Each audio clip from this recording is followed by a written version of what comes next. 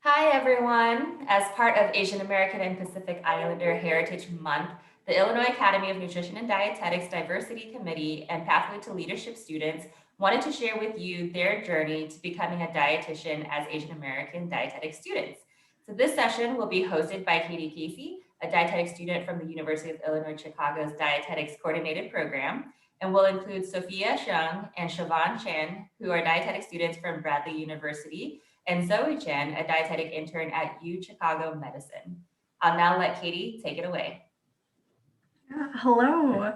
It's a pleasure to be able to be hosting this. These ladies are really inspiring and they have great stories and different backgrounds. So I'm excited to hear their answers to some of these questions.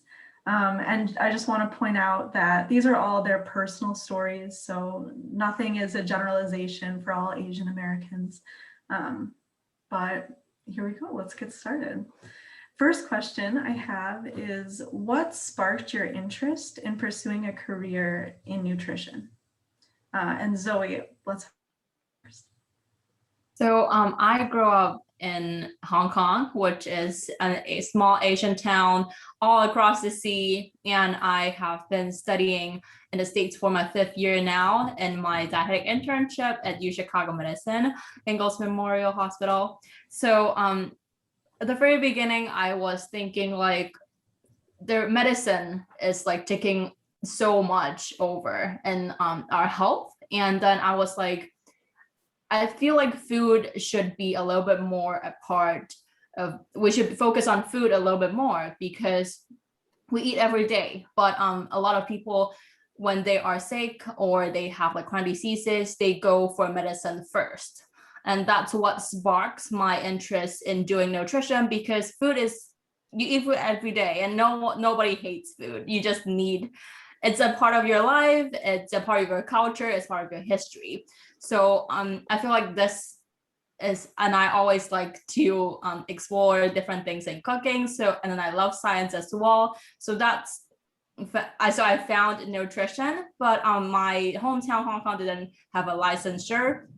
So that's why I have to like go across, and but they just like, but they do approve like licensures that is issued by other countries. And I chose the US because at first I feel like this is the one of the countries that is most diverse, and I would be able to learn from different communities and people from different background, which I enjoy and as a person from another country as well. And I feel like that would be a little more welcoming in general. So I spent 2 years in my community college in Seattle, and then I spent another 2 years to complete my undergrads in Minnesota, and here I am in Chicago finishing my dietetic internship. That's amazing. Yeah, I totally resonate with the idea like everybody eats, so like may as well like look into it and see if we're doing it the right way. Thank you, Zoe. Sophia, let's have you answer this question next. Sure. Yeah, it's something similar to Zoe, but I do have a personal story on what sparked my interest in nutrition. And it all started when I was in high school. My mom was diagnosed with diverticulosis, and she was given a pamphlet, a high fiber diet from her doctor. But the thing is, the pamphlet was all in English. My mom does not know how to read or speak English well. So she came home and gave me the pamphlet to translate to her. But the thing is, I don't even know what fiber is in high school. I didn't even know like diet plays such a huge role in helping with her disease. So then I did my own research. I used Google a lot, like Google Translate too, to find out what the Chinese character for fiber is. And then I explained it to mom, and then like made minor switches, like switching white rice with brown rice, increasing more of the fiber foods. And throughout the years, I found out like she actually gained more weight to a healthy weight that she's comfortable with, and she no longer has stomach pains. She's enjoying food like she used to now. So, like watching her health progress throughout the years made me realize the importance of nutrition. But when I went into college, I actually started out with a mathematics degree. I mean, yeah, I wanted to pursue mathematics and become a math teacher. But then later on, I failed. I failed one classes, and that's when I realized I don't really have such potential for math.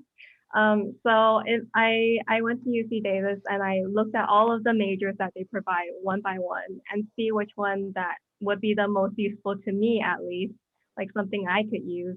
And then I saw nutrition and dietetics. So I'm just like, it just reminded me of my mom. So I'm like, well, that's something worth a try. So I tried it and now I'm here for like finishing up my master's and internship at Bradley. I love that story. Thank you for sharing, Sophia. And then Siobhan, you're next. Yeah, so I grew up in Rochester, Minnesota, which is home of the Mayo Clinic. So I grew up with a lot of, like around a lot of medical fields and medical personnel. So I definitely, that had a huge influence. My dad's a doctor, so I just had grew up hearing stories about, treating patients. And that was something I was really passionate about helping others. So I went into undergrad as pre-med, and I had just had to pick a major to go along with that pre-med. So my dad recommended biomedical engineering, just out of the whim. I was like, sure, that sounds pretty cool. Got there, realized I am really bad at math and physics, and that's like heavy engineering. So I was like, maybe this is not for me. So I was just thinking, like Sophia, I was like, what am I interested in? I was a swimmer in college too. So, that's when I started to realize how important nutrition is for swimming and athletics. And I was like, well, I love food because growing up with parents from Singapore, like food is like the thing in Singapore in the Asian culture. So it's like perfect. It combines all my, really interests and passions of helping others. There can be a sports aspect to it, and then also with food. So I kind of like Sophia, just kind of went for it, and turned out I really love it. And yeah, I'm here as well. Hey, thank you guys for sharing. Next question. I want to hear a little bit more about your specific programs that you're in. So like, what program are you in and how did you choose it? And I know, Zoe, you talked a little bit about like why you decided to come to the United States in general, but tell us more about what program you're in. Sure. So my program right now is at the U Chicago Medicine Ingalls Memorial Hospital. So I first learned about this program because it has a good reputation generally, and then it also have different concentrations.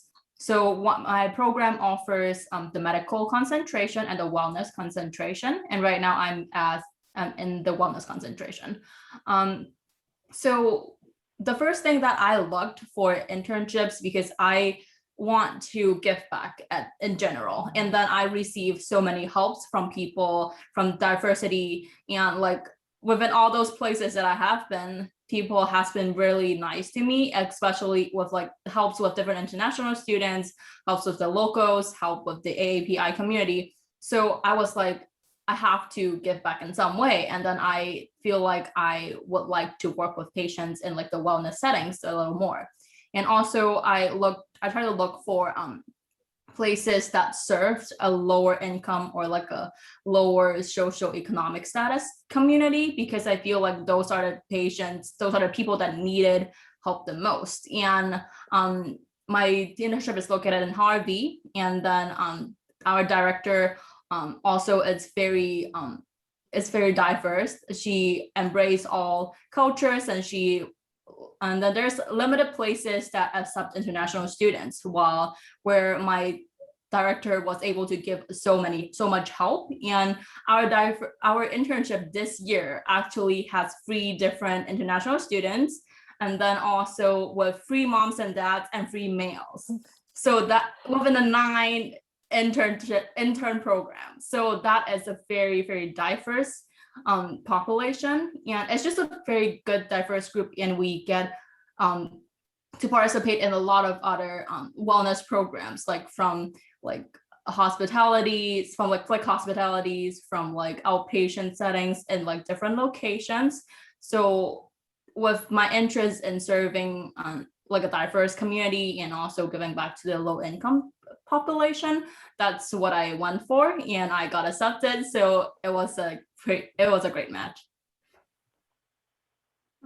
Awesome. Yeah, I love to hear that. Like 3 males. Yeah.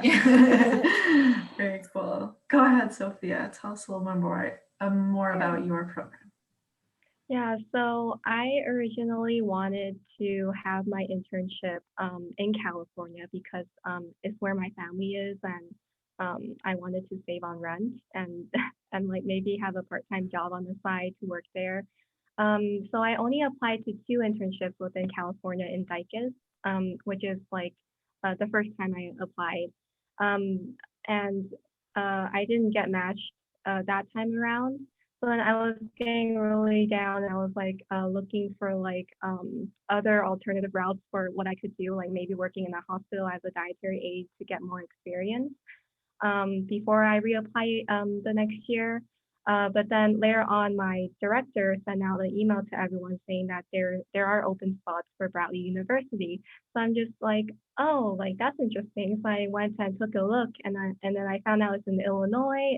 It's a master's combined dietetic internship program, and you could finish it within 2 years. So I thought that was a really good deal. And I was heavily influenced by I don't know if you know Moana. And Moana has a song called "How Far Can I Go." So I was like blasting that while thinking about should I go to Illinois across all of the states. Yeah, so I did end up doing it, and I love it because it is very timely within 2 years, and I get a master's degree with it too, which is by 2024, every dietitian needs a master's degree. So thinking about the future, I think it was a good choice. Yeah, so I'm in Sophia's program, so I guess I'll just tag along. So yeah, I was also like kind of figuring out like where I wanted to go, what I wanted to do, and Bradley's their program director actually came, or our program director actually came to my undergrad to speak to us, and I haven't heard about Bradley before, so I was just really interested, and I like how, their program is all about wellness, so it's about different aspects of wellness, and as like a student athlete, there's a lot of I would say like problem areas where we weren't actually taking care of ourselves, and so that was just like a huge passion project for me to really promote wellness and all across the field. So that really drew me to Bradley's program, and the fact that we get to do a lot of different rotations. So just like Zoe's, we get to rotate through different areas, and I didn't know what kind of field of dietetics I wanted to go into. So I was like, great, I get to experience like a wide range, and hopefully this will help me narrow down like what I want to do.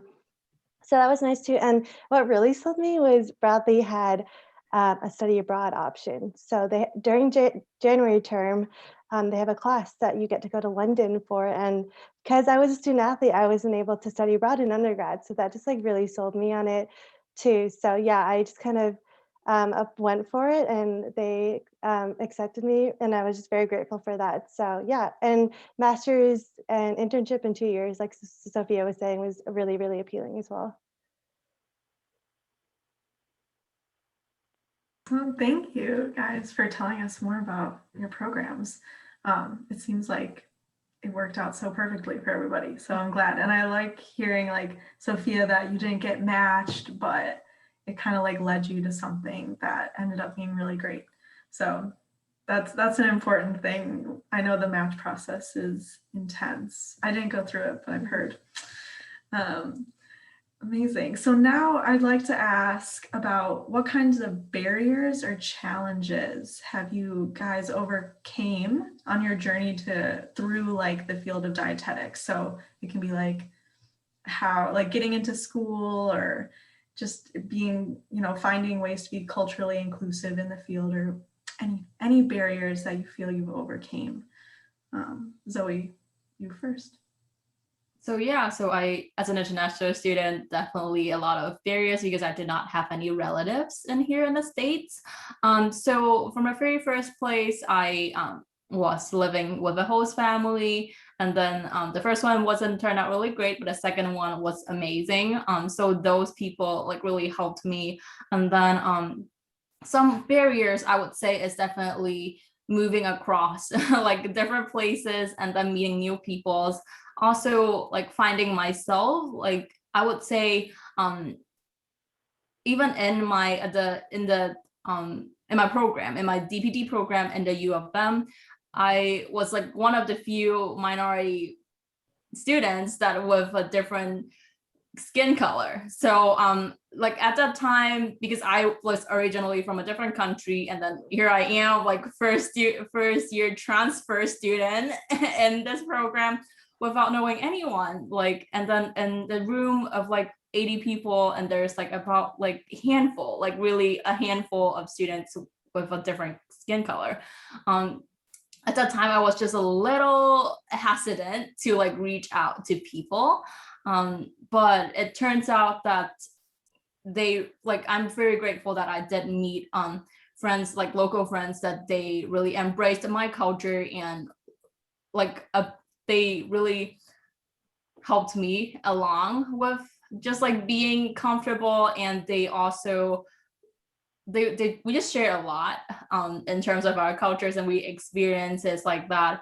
So it was really fun. I feel like it's really the first step that you have to like get across, and then just like be that person that you know that you will bring diversity into their place if you just try to express yourself and share your experiences. Because right now we are trying to expand and then being a little more diversified in this dietetic field. So just knowing that yourself are an asset as a minority or like people from a different culture, if you would like to share your own experience, it will be such a learning experience and great knowledge to different people and others too. So that was a very, very valuable experience of mine. And then I'm really grateful that I also meet wonderful people from my undergrads, and they all appreciated different culture and people from different backgrounds too.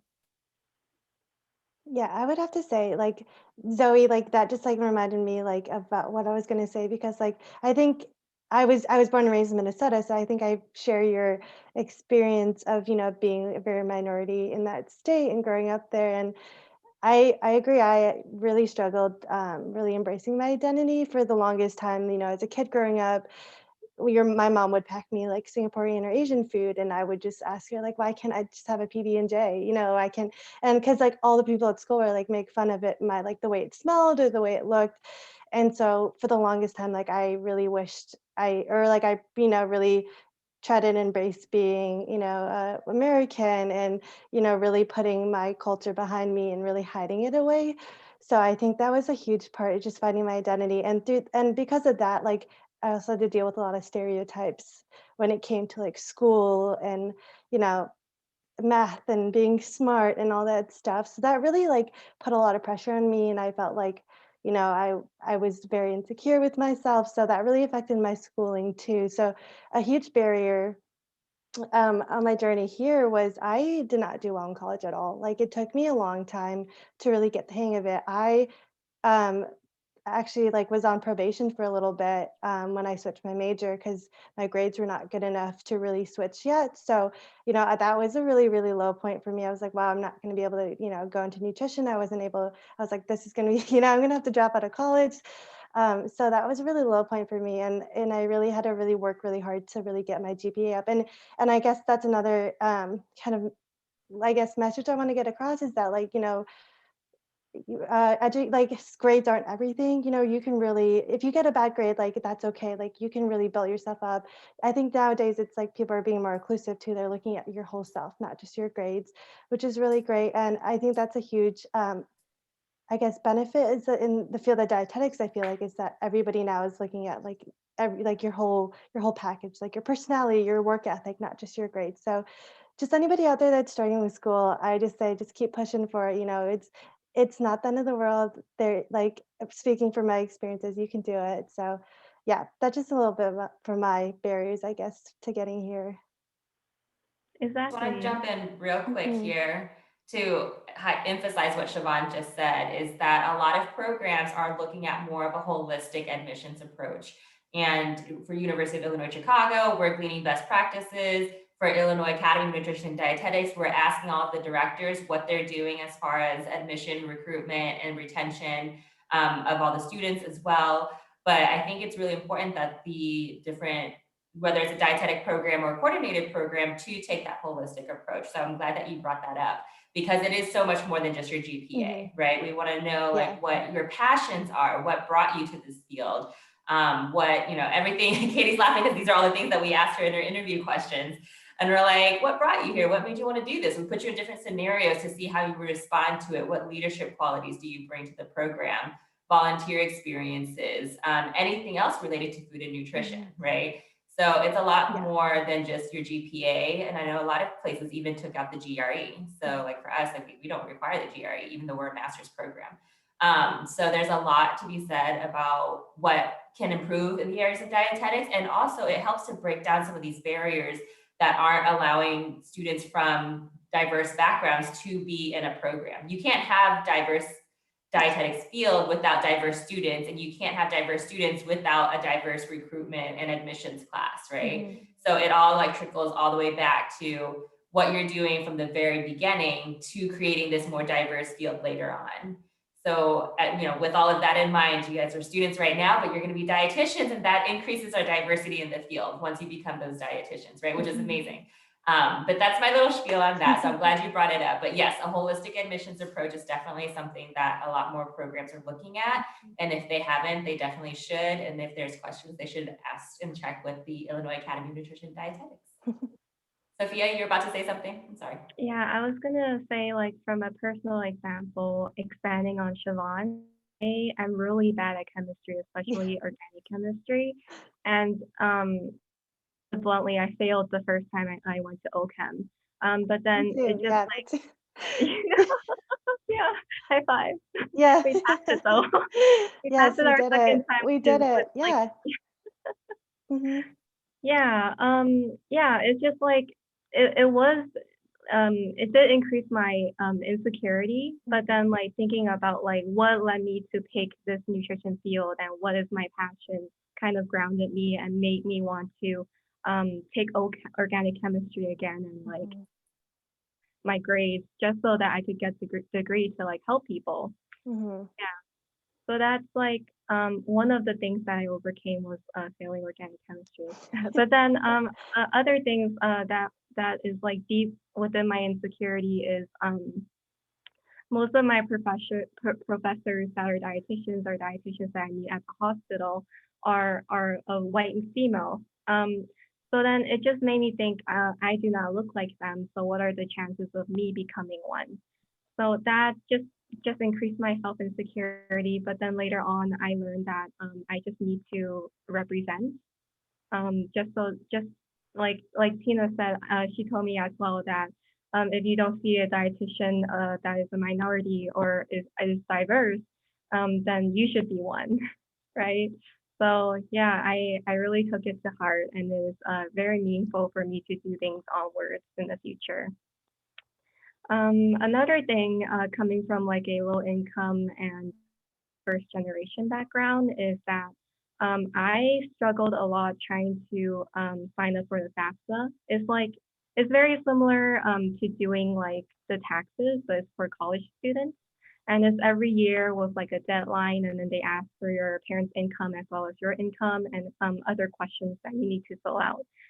So it's just a very long process that I was not used to.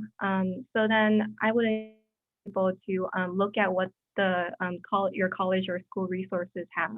If financial counselors, go ahead and like make that appointment and ask for help. It took me a really long time for me to learn that it's okay to ask other people for help, especially for recommendations and things like that. It is worth a try. So and you might learn out of it too.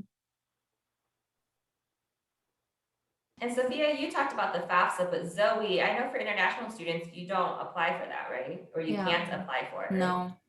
So were there any financial like barriers that you had to overcome when you were applying for college here? Yeah, so unfortunately, as an international student, you at least your parents or like yourself have to at least pay like be able to pay the full amount of like the tuition. You have to have statements that prove that you are able to pay the full amount of tuition in one setting, or you just need to have like a proof of like a bank account statement that has the amount of money for your whole degree completion. But I would say you would definitely, as an international student, there's still a lot of opportunities to apply for scholarship. And for the scholarship, with the scholarship that I applied, it was able to take away about like 1/3 of my tuition. So that was very like a huge chunk. And then as a transfer student as well, you might be able to apply for different benefits as well. And also, like if you are a student member of the academy, then you can apply for the academy student like scholarship as well. There are a ton of different scholarships out there that you can apply for. I feel like you just need to like take a look of your school programs. And if you have a hard time just like applying for scholarships, you can definitely go to the writing centers of your university as well, because those are the resources that you paid for. So why not just take a great use of them, because like all year round they are available, and then they will have appointments available as well. Just try not to try to get an appointment at the like finals period, because you will not be able to get it in. But I guess all year round, take the benefits with your international counseling center as well, like look for different resources. And then also like the writing centers, those are the places helped me so much for experience, for like just exploring different resources as an undergrad student. And English is technically my second language, although I'm bilingual, but I wasn't able to use it as often until I come to the States. So those, and then try not to only stick to international, maybe not only your own population, even though that maybe stick to a little bit more to different international student groups, participate and learn from different, even though you're Asian, learn from different Asian culture as well. It's not just maybe like not only Chinese people, not only Malaysian or only Singapore people, but you can expand your little circle within the AAPI community as well. Those are some really good resources, and just learning from different people will help as an international student to expand their English like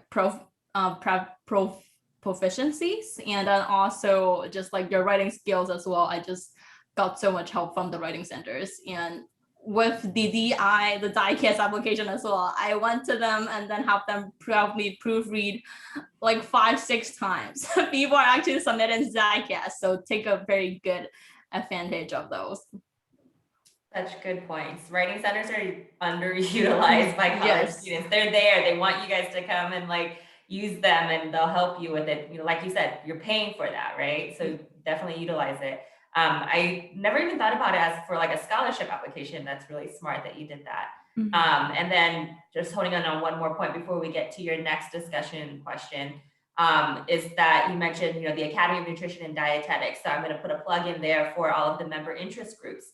So if you're looking at AAPI member interest group, or IAND, or LAHIDA, NOBIDA, there's so many different ones, and a lot of them have student scholarships that are particular for their own members. So definitely check those out, or your local affiliates like the Chicago Academy of Nutrition and Dietetics. Definitely check that out. They have spring and fall scholarships for students. So there's a lot out there. And if you don't know, ask your advisors, your directors, and they can help point you to some of those as well that are in your area. All right, Katie, you want to take on the next one? Yeah, I just want to thank you guys for your honesty. All these, all your stories are like, it's just super legit, like, and real, and so important to talk about. So thank you guys.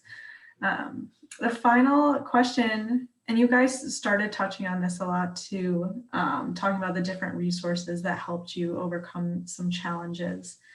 But if there's any other resources that you'd like to add, / like what advice do you want to give to students or, you know, people thinking about pursuing a career in nutrition? We'll start with Zoe. So for for students in AAPI, for dietetic interns, I would say that try to reach out to the people who you are admiring to. Maybe that's Tina, maybe that's like one of us, maybe that's like your program director or your whoever that you think that is worth to have a chat to. They are often the chances are they are often the most wonderful resources that you can get in your reach. So that's something that I started explored, and then like maybe join a different AAPI like meetings and just like have your faces out there, try to volunteer. So you can, so not only that you will get to know more people, they will also get to know you and give you more resources when there are positions coming up. And for people who is just like start exploring the AAPI community, I would say the best way to get in touch is just like try to join different MIGs, and because it's not only that population can join their own MIGs, it's like different populations can try to expand. If you just want to learn about this population or this culture, you can join them. Or maybe like a more fun activity that I thought of is just take a grocery store tour, and like Asian grocery stores and everything like that. In Chicago, there's already a few, like H Mart, Park to Shop, Jumbo. Just like take a grocery store tour yourself and then try to explore different food items or different vegetables that is available there. Those are some really good activities. I feel like it's just fun to try to explore new things. Yeah, I agree. I love learning from other people in grocery stores and just like cooking with I have a good friend who's Korean and she taught me to love kimchi. So I just love it. Sophia, any advice for people looking to pursue a career in nutrition?